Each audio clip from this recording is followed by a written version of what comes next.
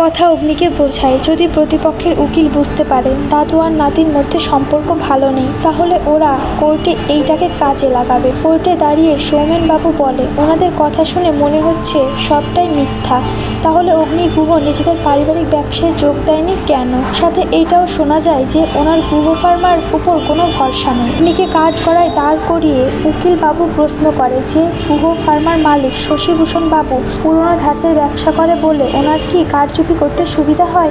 তখনই অগ্নি বলে যে আমি ব্যবসাতে জয়েন করিনি, সেটা আমার ব্যক্তিগত ব্যাপার। তবে ওনার মতো সৎ মানুষ আমি অন্তত দেখিনি। উনি ওনার ব্যবসাকে ডিজিটালাইজড করেননি, তার জন্য অসুবিধা হতে পারে। সেটা তো কোনো ক্রাইম নয়। প্রচুর মেডিকেল ক্যাম্প করেছেন উনি। আজকে সোশ্যাল মিডিয়ার যুগে একটু পাবলিসিটি ওনার হওয়া উচিত ছিল, তাহলে হয়তো কোর্টে ওনাকে এসে দাঁড়াতে হতো না। কথা এইদিকে দেখে প্রমিত উকিল বাবুকে কিছু একটা ইশারা করছে। এরপরে শশীভূষণ বাবুর কর্মচারী কোর্টে এসে তার সপক্ষে বয়ান দেয়। তখন সৌমেনবাবু বলেন, এরকম বয়ান তো প্রচুর পয়সা দিয়েও কেনা যায়। কথা খেয়াল করে দেখতে পারে যে বোতলটা কোর্টে পেশ করা হয়েছে তার লোগোটা আলাদা। কথা ছোটকাকে সাথে সাথে একটা বোতল অ্যারেঞ্জ করতে বলে। এদিকে দৃষ্টিহীন সাক্ষীরা সত্যি সত্যি অন্ধ কিনা জানার জন্য কথা তাদের সামনে তাদেরকে লাঠি দিয়ে আঘাত করতে আসলে সেই লোকগুলো সঙ্গে সঙ্গে লাঠি ধরে ফেলে।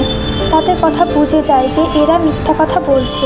কোর্টে আসল লোগো সমেত বোতল পেশ করা হয়। তারপরে প্রিয়া বলে, প্রতিপক্ষ কোম্পানি আমাদের কোম্পানিকে বদনাম করে ক্ষতিপূরণ আদায় করতে চাইছে, সেই জন্যই তো মিথ্যা সাক্ষী সাজিয়েছে। সৌমেনবাবু বলে, আমার সাক্ষীকে আপনি প্রমাণ ছাড়া মিথ্যা কি করে বলতে পারেন? তখন প্রিয়া বলে, যেভাবে আপনি প্রমাণ ছাড়া শশীভূষণ বাবুকে অপমান করছেন। পরবর্তী পর্বে কথা কোর্টে দাঁড়িয়ে বলে, বাজার থেকে সমস্ত পুরনো বোতল তুলে আমরা নতুন বোতল লঞ্চ করব। এরপরে প্রমিত উকিল বাবুকে একসঙ্গে কথা বলতে দেখে ফেলল কথা।